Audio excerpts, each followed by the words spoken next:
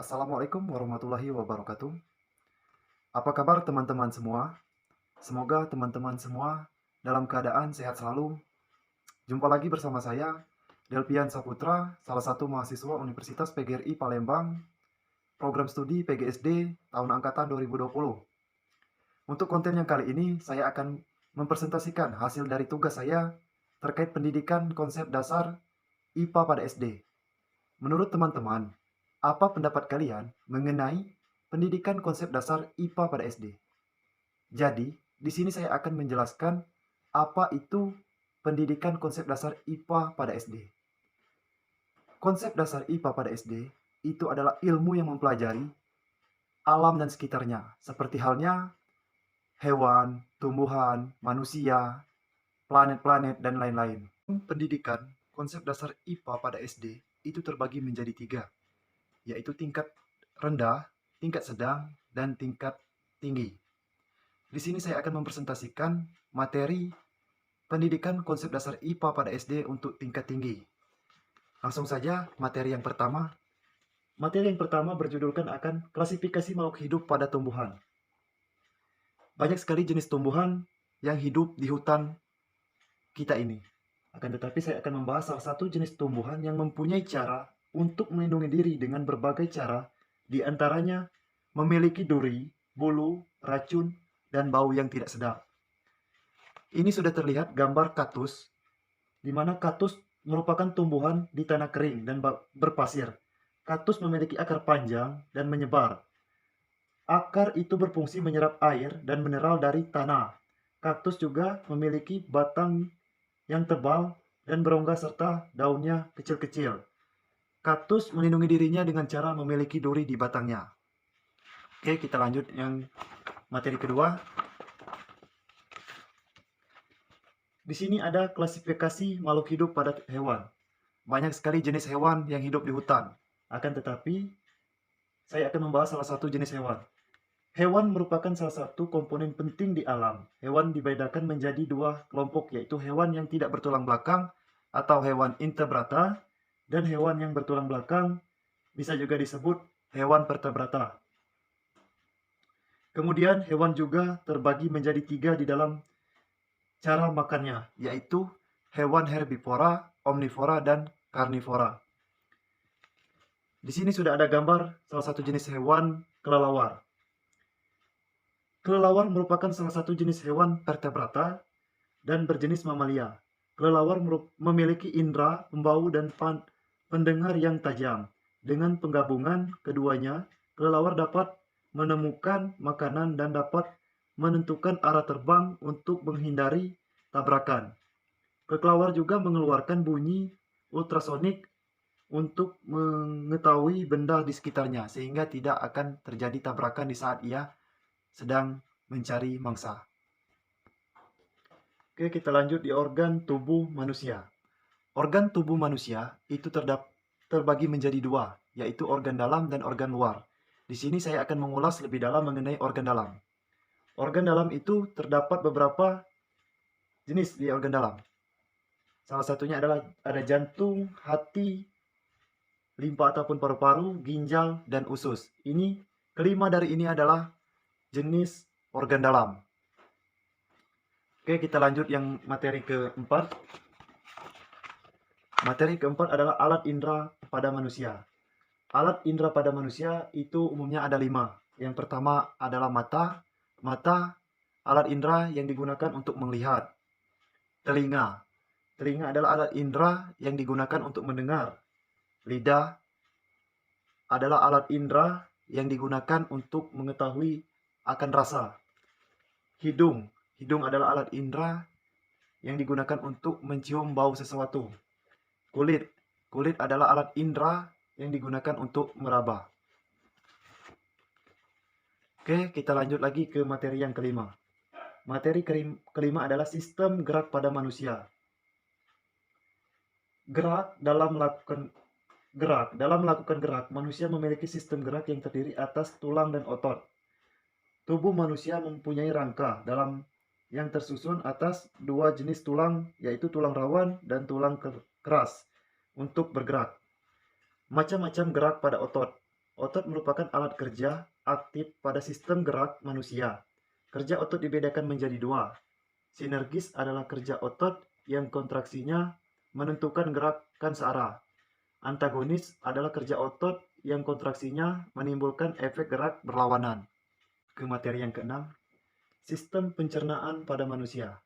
Sudah pasti bahwasannya manusia akan melakukan pencernaan setiap harinya. Bisa kita contohkan sistem pencernaan manusia di setiap harinya. Yang pertama, manusia akan melakukan pencernaan melewati mulut.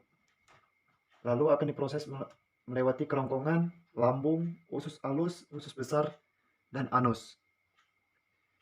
Fungsi dari sistem pencernaan adalah berfungsi untuk mencerna segala macam makanan dan minuman yang masuk ke tubuh kita melalui serangkaian proses pencernaan.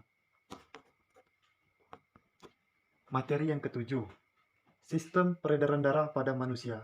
Sistem peredaran darah yang juga disebut sebagai sistem kardiovaskular. Sistem ini adalah bagian dari kinerja jantung dan jaringan pembuluh darah. Tugas utamanya adalah menyebarkan oksigen dan nutrisi ke seluruh sel dan jaringan tubuh manusia. Bisa teman-teman lihat, ini adalah salah satu contoh gambar dari peredaran darah, di mana aliran darah ke jantung dan jaringan pembuluh darah. Oke, kita lanjut lagi ke materi yang ke-8. Reproduksi pada manusia. Itu terbagi menjadi dua, yaitu reproduksi pria dan wanita. Reproduksi pria, sistem reproduksi pria dirancang untuk menghasilkan, menyimpan, dan mengirimkan sperma yang dimana terdapat dua bagian reproduksi.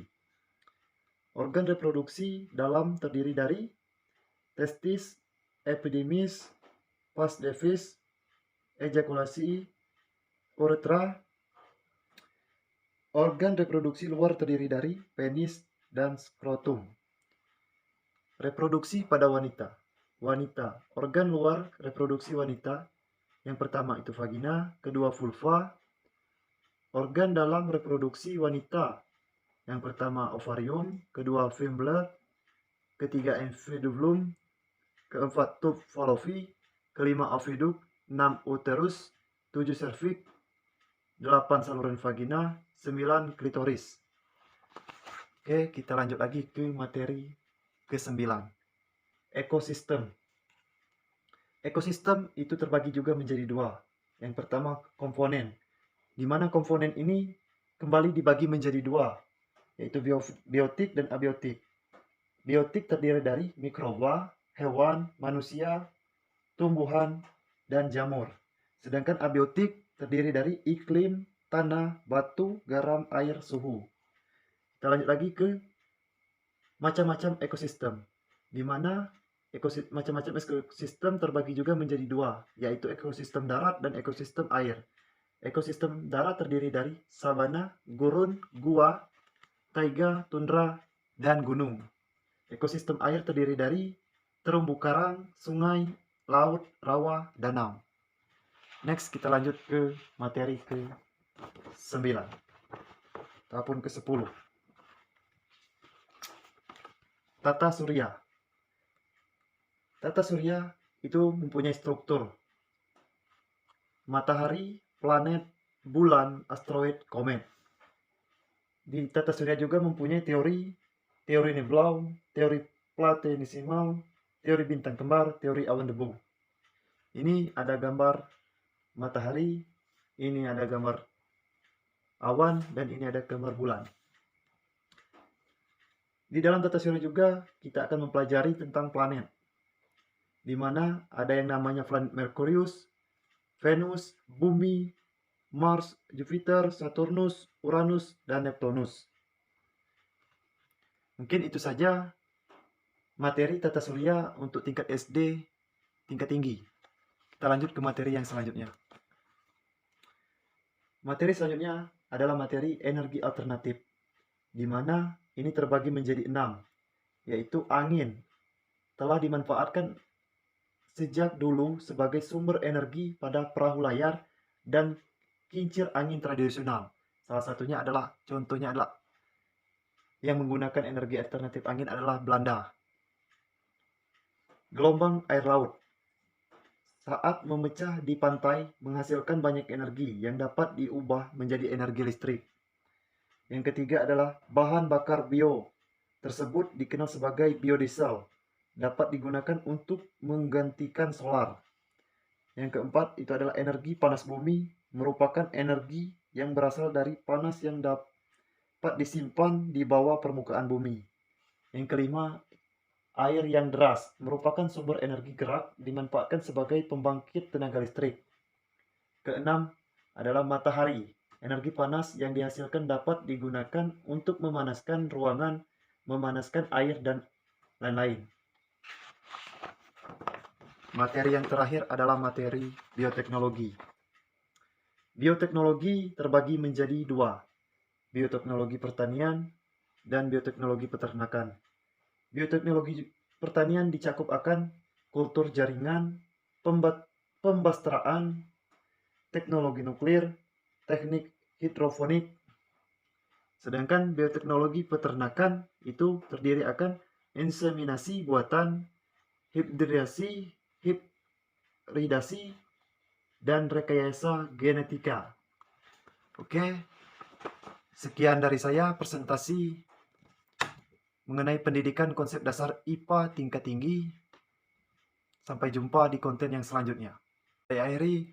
Wassalamualaikum warahmatullahi wabarakatuh.